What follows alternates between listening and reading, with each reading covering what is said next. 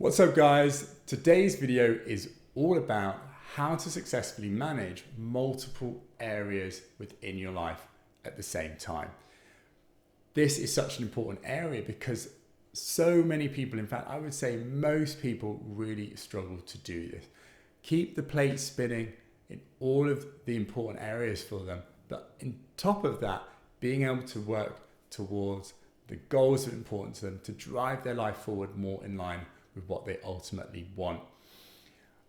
This is an area that I've spent many years working on because I think it is so important. If you get this dialed down, then you're really going to be able to live much more in line with your full potential. And so many of my clients, my friends, my family, I see this as such an important area, and an area people spend much time trying to get their head around getting nailed. So guys, if this is an area that you find useful and you want to do better in as well, stay watching. Hi, my name is James Corsia and welcome to the Money Paradox podcast. Yes, today's video, we're going to get into how we can successfully manage multiple areas at the same time. I'm going to go through 5 key areas in which to be able to do this. So what are those 5? Number 1, self-awareness. Understand how we operate and other people, because we're not a silo. Other people are very similar to us, so we're going to get a lot of learnings from that too. Secondly, vision. Having a clear purpose and a way in which we're wanting to move forward in our life. Third, having specific goals to work towards that lead into that vision, but making a clear distinction between that and maintaining the day-to-day of our lives. Fourth, having effective systems that we follow, that support us, that work in line with how we think and operate. And then lastly, 5, time. Taking control over this important area rather than having control take over you. So let's jump in. First area, self-awareness. Guys, I would say if you get anything from this video, this is the most important area, because we can talk about tactics and strategies and things that work for people to be more productive. But if you don't understand how your mind works and how minds generally work, then you're not going to really understand why these systems work, or why one system might work for you, but another will. Okay. In your mind, there are many different things going on, and each of those areas have priorities. Now, sometimes those priorities work together and it's all good. But other times, one part of your brain is telling you to go right, and another part of your brain is telling you to go left. And when that happens, we get this conflict, we get frustration because we find it hard to make a decision. We find ourselves doing things that we don't want to do. And we ask ourselves, why? Why is this happening? And that is why. Because different parts of our brain are fighting to make a decision at the same time. And when that happens, the strongest part of the brain wins, gets the result, and then the other part gets frustrated. Now, the trouble with that is the area that tends to be the strongest is the chimp part. The part of the brain which is you're kind of born with. They're like impulses and instincts. So a key part of that area is to survive, to stay comfortable, to not expose yourself, to not expend energy unnecessarily. So that part of the brain is always trying to stay small, be lazy, not do too much, fearful of things that are unknown. And that is a really important part of us, and in many ways can be really, really helpful, and it stops us getting into really difficult situations, very dangerous situations. But that left untapped can prevent other parts of our lives doing well and us fulfilling our potential on what we actually want from life. So if we understand that, instead of trying to fight it with willpower, which is very difficult because it's a very strong part of our brain, if we understand it, recognize it, and play to it, and manage it, and work around it, we're going to get a lot more from ourselves. Okay, even just simply understanding that, and when something comes up for us, recognize it's coming from that part of our brain, and then think, well, what's that part of our brain wanting? How do we acknowledge that part of the brain and give it what it wants, while still being able to give the other parts of our brain what it wants to?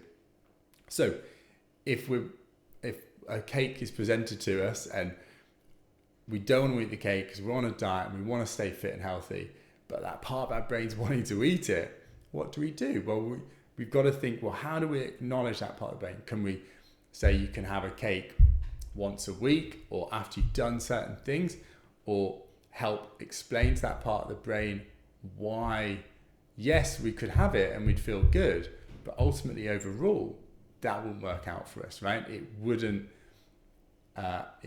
get us what we ultimately want in the long run, okay?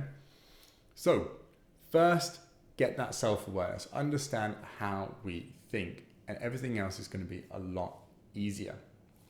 Secondly, our vision. Many people, I find, go out and they've constantly got a to-do list or things that they're trying to manage and complete. And they're running around trying to tick things off the to-do list. Now, the trouble with, I think, why that doesn't work is because it all just feels a bit pointless. You just wake up every day thinking, I've got this to-do list of things I need to do, and every time I tick one off, two more come on, and it just feels like, what's the point? But at the same time, we kind of want to have our lives mastered and be all over it and feel like, we're in control. So we, go through phases of trying to tick things off the to-do list and do well. But deep down, we're thinking, to what end? And that's because we don't have an ultimate vision in our life, or at least some people don't. And that can be really dangerous, because if we don't have that, we tend just to float along and being caught up in other people's visions. If we don't have control in our lives about where we want to go, other people will give us that direction for us, and that direction may not be in the best direction for us. So, key second area is really have a clear vision for what you want. What is your purpose? What is your direction in life? Where do you want to be going? So important for the way human minds work is it wants meaning.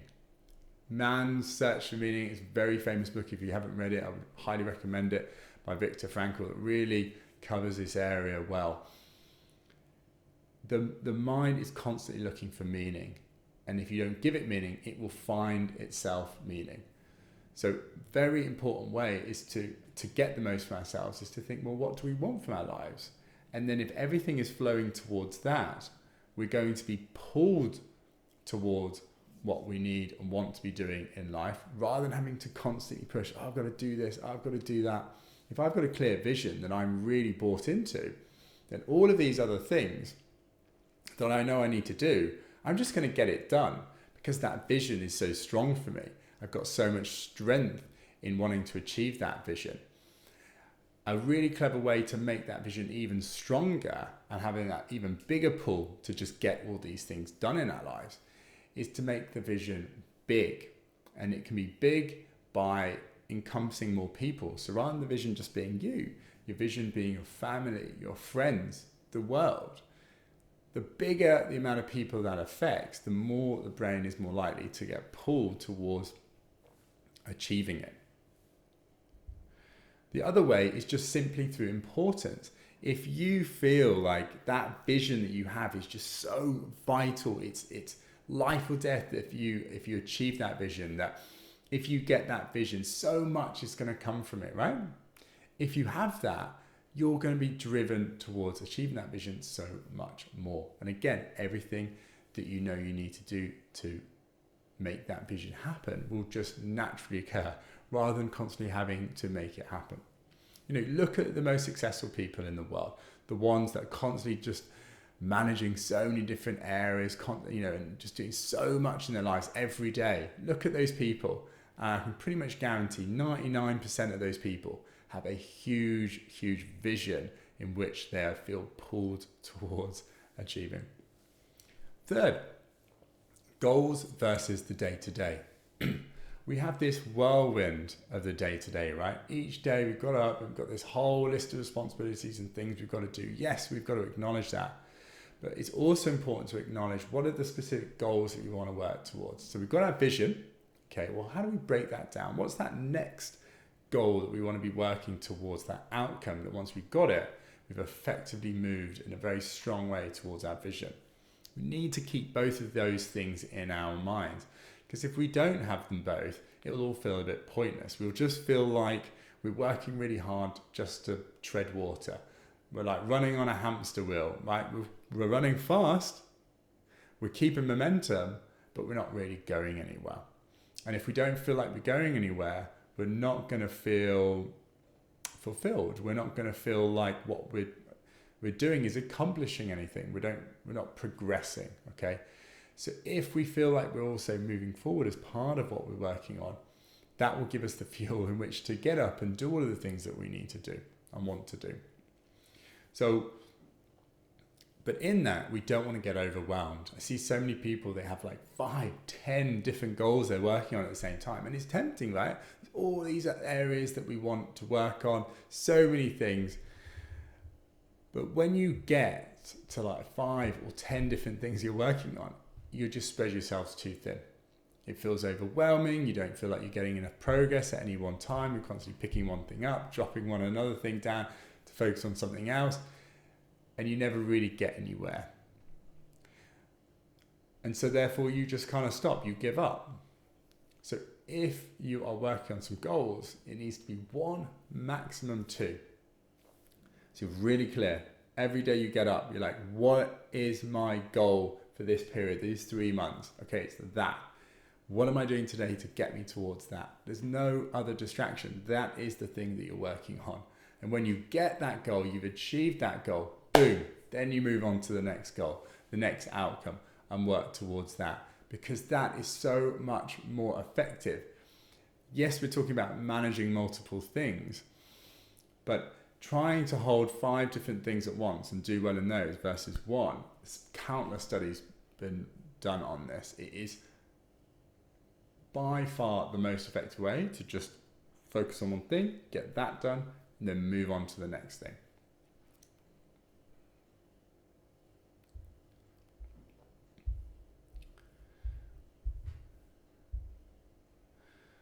But even though we're working on this 1, maximum 2 goals that's going to move us materially towards our vision, we do need to recognize the day-to-day, the whirlwind of what's going on for us, to keep that balance in our lives, to make sure other things aren't neglected as a result.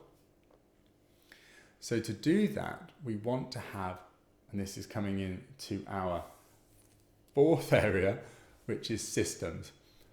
Having effective systems within our life that works to our brain, that makes sure we get what we need from it. Managing all of these important things while focusing on the goals. First key area, I'm going to talk about probably 7 things here. Okay. Number 1, habits. If every day you're constantly trying to consciously think about what you want to be doing to move forward and achieve everything you want in your life, you're going to run out of willpower very quickly. But habits, the reason why they're so powerful is they become automatic. Once you develop a habit for, say, 2 months, studies say 66 days at least, that habit just becomes automatic. You do it without thinking. And once you learn what habits are effective for you, put those habits into place, and you do them for long enough, they become automatic. And then the majority of your time is spent doing things you're not having to think about. It's just part of what you do. So that your conscious time, where you're having to make decisions, is kept to a small window where you can focus that energy on the things that are important, about putting in new habits or setting new directions in where you want to be going. So, for example, a habit that I use is having daily, weekly, and monthly reviews. It might sound crazy and excessive, but it can be super small. And if you don't have it in your life right now, it might feel like a big burden. But again, once you do it so often for at least 2 months, it just becomes natural. You just do it without thinking. Secondly, accountability. Having somebody to work with you, because the mind internally is constantly trying to be lazy. So if you bring somebody else in and you know you're committed to making sure you've got to do something because you've told that person, that part of the brain is wanting to make sure it does it. Okay, so having a weekly check-in with somebody else that you trust to be able to hold you accountable is a massive way of holding yourself to the things that you're working towards. Third, your word. You know, it's an old philosophy, and sometimes, you know, it seems to be a bit trite, but it's so important. If you get into a habit of when you say you're going to do something, you do it, you're telling your brain that when I say something, I do it. I follow through and get it done. So you're not constantly saying, oh, I should probably do that, and constantly having to fight to make sure you have something happen. If you get into a habit of making your belief, your identity being that when I say I'm going to do something, I do it, the brain doesn't even question it. It just says, well, I've said I'm going to do that, therefore I'm just going to do it. And the brain will fight so hard to make sure what it thinks of itself is true becomes true. If you get into a habit of saying you're going to do something and you don't, your identity then learns, well, when I say I'm going to do something, often I don't. So I don't need to hold myself to that. So creating positive, empowering identities and beliefs within your mind is a really powerful way to get more from yourself. And if you do certain things that develop a negative identity, that will work against you because you're fighting against your brain that thinks certain things that you don't want. 4, having a calendar or a diary. I see so many people fall into this situation because they go to work, they've got their diary at work and they're really strict with that. They've got a meeting, they attend their meetings, or maybe most people, but then they come home and they don't have a diary, they don't have a calendar. So when they say they're going to do something on the weekend or in the evening, or they commit to anything, it falls out of their mind. It's so easy to forget. So, and this is one of the most powerful things I do, have a calendar and integrate your work and outside of work calendars. So ideally, you would put all of the stuff that you're doing outside of work into your work calendar. Okay. And if you can't do that within your work calendar, do it with your personal calendar, bring the work stuff in, but make sure it's together, because then you can see, I'm doing this then, I'm doing that then, and follow it in the evenings, follow it on the weekends. Now, I'm not saying you have to be religious with your time and book everything in and every evening and weekend. You can have time to relax, but there are areas within your calendar where there's nothing in, or you've put in time to just kind of do what I want, no structured time. But if you know that you're always working to a calendar 7 days a week, you're always going to know to check in and make sure you're following through with what you want to do. So if you're managing multiple things and you've got your work and you finish at 5 o'clock or 6 or whatever, but you want to make sure you're doing things in the evening, you want to be running businesses and doing all these other things and committing to hobbies and practices and so on, then you need to be able to hold yourself to committing to those times in those periods. And we can't just rely on our memory reminding us. That calendar allows us to structure it and book it in, right? Get things booked in advance. 5, inbox 0. So again, another one that I found really powerful is people's inboxes are just full of hundreds and hundreds of emails. And it just becomes this dumping ground and they get lost with all the things they need to sort out. They don't have a clear action plan around it. It's just whatever the top emails are. So a really effective way of doing this is just, if you've got a huge amount of emails, just transfer all your emails into archive. They're still there. You can access them and search them. But start again with 0 emails in there. And as they come in, remove the emails that are junk and that are just trash. Put that into a separate folder and just keep what's in there, what you need to action. As soon as it comes in, action it and remove it, delete it. If you're finding the emails building up quicker than you're getting rid of them, then clearly you're committing to too many actions, too many emails that you feel like you want to be responding to or deal with than you can actually handle. So you need to be changing that, right? Fundamentally, you're taking too much on within that medium. So either remove some of those subscriptions or move them to another area, or when they come in, pull them into something else like a nice to have or something to think about at another time. But keep that inbox just for emails that you need to action, that are a priority, so that they get done. And keep it at 0, so when you're looking at it, it's just nice and clear. 6, streamline your communication. In this day and age, there's so many different things going on. There's Facebook, Instagram, Twitter, WhatsApp, text messages, phone calls, emails, so much. I focus on using the fewest forms of communication possible. And if people message you in other forms of communication, bring them back to those forms of communication that are important to you. Just let them know. If you want to get in touch with me, this is the medium in which I use. Just because there are 12, 20 different types of communication out there doesn't mean you have to respond and engage with people on all of those. By doing that, you're going to be able to stay on track with those much more efficiently, and you're not going to be spending time checking them all. 7, and last, have action plans and progress with analysis. So whenever you're working on something, keep it documented, either in a book or in an electronic file. Make notes, analyze stuff, set action plans, and keep it. Keep going back to it so that you're not losing your thinking there.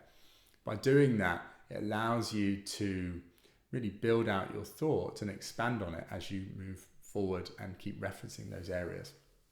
All right, lastly, time. This is huge because, you can really understand how our mind works and how to get the most out of it. We can have a clear vision, be pulled towards what we want from our life. We can have specific goals that are really effective, that are going to move us towards that effectively. We're going to have a clear separation of our day-to-day plans and have really effective ways in which to manage that, right? And systems in which to do that. But if we have very little time available to us, we're just not going to have much time to be able to action that, to actually follow through on all of what we just mentioned. But think about it. You listening and watching this video have just as much time as those in this world that are getting huge amounts in their lives. Bill Gates, Elon Musk, those types of individuals are getting enormous amounts in their lives. How are they doing that when they have the same amount of time as you? Well, they use their time much more effectively. First thing to think about here is take control of your time. So many people just kind of wander through life and just let things happen. Oh, I need to do this. Oh, I need to do that. When they go to do it, they just do it without thinking what's the most effective way of doing it. Or is that something they actually want to be doing? Or is that the most efficient way of doing it? Or do they want to be doing something else instead? They just kind of roll through it, starting at the top and working through the list. Very inefficient way of using their time. So take control. Think about how we can make most use of it. Secondly, a time use review. So a really, really easy way of doing this is just take your last week and analyze it. Just really, really honest and say, how did I spend my time in the last week? By 15-minute chunks. I spent an hour reading, an hour just watching TV. I spent 3 hours just surfing the internet. Really just get into the details and be honest how long I've spent doing my time. Then do it again for the next week and do it as you go so you can get even more honest. And I think you'll be really surprised how much time you spend just wasted, just where you've not done anything. Yes, you might have got some mild enjoyment from it, but if you look back and then decided to redo that week, how much of that time would you have changed and done something else? Probably a lot of it. So then from that, think about how you would then change that. So thirdly, look at how you spend your time in a 4-box model. So you've got importance and urgency. I would say most people get stuck in either important and urgent or unimportant and urgent. The mind works to be fearful, to make sure we are solving the problems that are going on that we're worried about. So we get stuck in a default of urgent. So things that are genuinely urgent and important, things that really going to affect us, like if we don't pay that bill, they're going to fine us and we have to pay more money. Might be important and urgent if that's a lot of money. But other things that feel urgent but aren't actually important. So a commitment, say, that you promised many, many months ago, but really, if you think about it, it's not something that is moving you towards what you actually want from your life. Or a whole load of emails in your inbox that you feel you need to action when really it's not anywhere in terms of what you actually want to do with your time. And it's not going to make you more happy or get you closer to what's important for you. So the way to deal with that is first recognize what's actually important versus what's not important. So all of the things that you've been spending your time on, anything that's not important, remove those, free up that time. And then secondly, look at the things that are important and urgent and recognize what of those things, how could you be doing things differently to catch them before they become urgent? Because when you do something when it's not urgent, you have more control over when you do it, how you do it. You can be much more efficient in that time. When it gets to urgent, you just need to get it done, and you have less control over how much time you can do it and when. It becomes much more difficult and takes over your life a lot more. 4, be a producer, not a consumer. So social media is a good example of this. So many people spend many, many hours looking at social media or watching TV. They're consuming, they're absorbing. And yes, that's interesting or entertaining, but how far is that moving you towards what you want? Is that effectively making use of your time? Rather than producing, is putting content out there. Like this video that I produce each week. When I use social media, 90% of the time that I want to be spending on that is producing, is adding value to that area rather than taking value from it. Therefore, that means that my net result in life is going to be adding value rather than taking value from it. And if you have that kind of approach, you're going to just get much more from life and be able to manage your life much better because you're not kind of wasting it in that consumption type mentality. 5, remove time sucks. Everybody's got those areas where we do that and we kind of find it enjoying, and we just lose huge amounts of time doing it. So for me, it's games, it's TV, it's social media, it's notifications constantly grabbing my attention. So what do? I just remove those areas. I recognize that my mind will gravitate to those areas and spend a lot of time where I don't want to. It's the easiest way to do it. Remove it from my life so that my brain doesn't have an opportunity to engage with it. 6, outsource.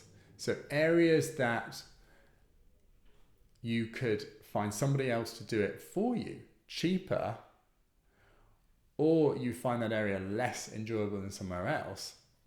These are the most effective ways to outsource. So some examples are getting taxis.